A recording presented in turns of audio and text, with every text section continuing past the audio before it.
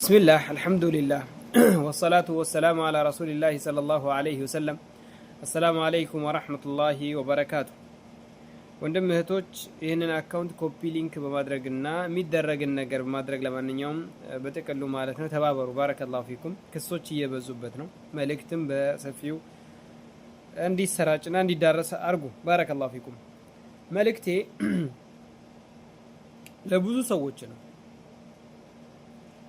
የሚያውቁም ሆነ የማያውቁ እያወቁም ሆነ ሳያውቁም ሆነ ዲንን መነገጃ፣ የቲምን መነገጃ፣ ምስኪንን መነገጃ፣ መስጊድን፣ ቁርአን የተለያየ ዋናው የትንፍጩ ዱቄቱን አንጪው የሆነበት አህዋል ላይ ነው ያለነውና ግን ሸሪዓ ጋር ስናስተያየው ደግሞስ እንዴት ነው? መጀመሪያ በዲን ስም፣ በቁርአን ስም፣ በሐዲስ ስም በተለያዩ ስሞች ገንዘብ ካስገኘ ሞቼ ይገኝበታለሁ። ገንዘብ ካላስገኘ አላቆም አያቀኝም፣ አንተዋወቅም። በዚህ ጉዳይ ላይ እናገር የመጣሁት እንደ መጀመሪያ የቲሞችን እና ምስኪኖችን ችግርተኞችን በተመለከተ ታማሚዎችን በእነሱ ስም ገንዘብ አዋጡ እየተባለ እየተሰበሰበ ቢበላ ያንን ወይም ደግሞ የተለያዩ ምስኪኖች ጋር የካሜራ ጋጋታና የተለያዩ የሚደረግበትና የሶሻል ሚዲያ መታወቂያ የሚያደርጉት እንዲታወቁበትና በዛ እንዲገኑ የሚያደርጉ ሰዎችን ይሄን ቁርአን አንቀጽ ጠቁማቸዋለሁ። قال الله تعالى بعد أعوذ بالله من الشيطان الرجيم ويطعمون الطعام على حبه مسكينا ويتيما وأسيرا إنما نطعمكم لوجه الله لا نريد منكم جزاء ولا شكورا ይላሉ አለ አላህ።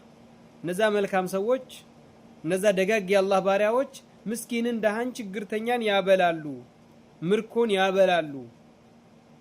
ነገር ግን ምን ይላሉ? ለአላህ ውዴታ ፈልገው ነው።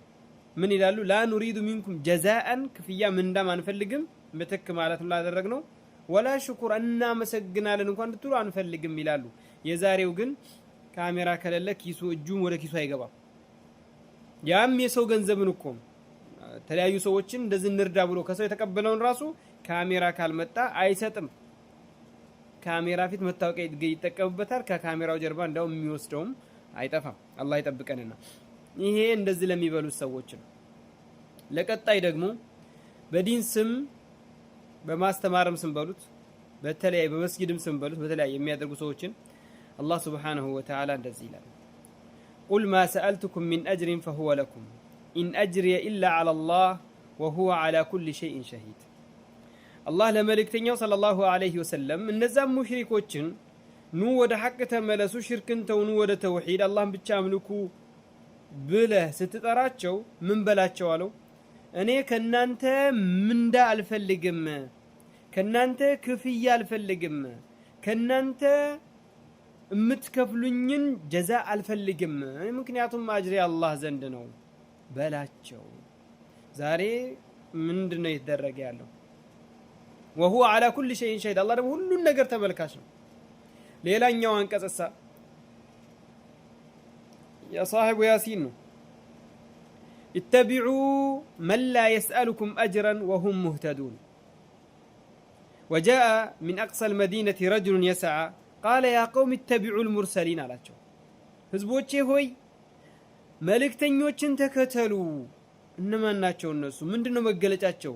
ኢተቢዑ ተከተሉ፣ መን ላ የስአሉኩም አጅራን ወሁም ሙህተዱን፣ ከናንተ ምንዳ ክፍያ የማይጠብቁ እነሱን ተከተሏቸው፣ እነሱ የተመሩ ናቸው ይላል።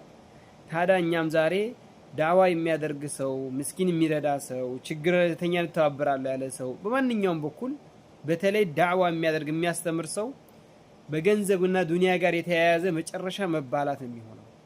ምክንያቱም መከፋፈሉ ላይ ነገር ይመጣልና በተለይ ደግሞ ዲንን ደብቆ ሲሆን ደግሞ የዘቀጠና የወደቀ ነው። ቁርአን ላይ ያለን ሐዲስ ላይ ያለን በመደበቅ ሲሆን በተለይ ደግሞ ያ ገንዘብ የሚገኘው ያ ገቢ የሚገኘው ወይም የአረብ ሀገር ሴቶችን እንደ እቃ የተጠቀሙ ሲሆን ደግሞ የዛን ጊዜ የዘቀጠን የሚያደርገው እንደነዚህ አይነት ሰዎች ሲዘቅጡ አላህም ያሳየን ይብቃል። እና ወንድም እህቶቼ ባረከላሁ ፊኩም ከዚህ አይነት ጉዳይ ተጠንቀቁ። ካስተማርክም ከመከርክም ከረዳህም ለአላህ ብለህ አድርግ። አላህ ፊት ነገ ትመነዳበታለህ። ካለበለዚያ እነዚያ እንዲሉልህ ለተባልከው ላደረክላቸው ሂድ ከነሱ ጠይቅ ወይም ከነሱ ምንዳን ጠብቅ አላህ የሚልበት ቀን አለና ማለት ነው። ወሰላሙ አለይኩም ወራህመቱላህ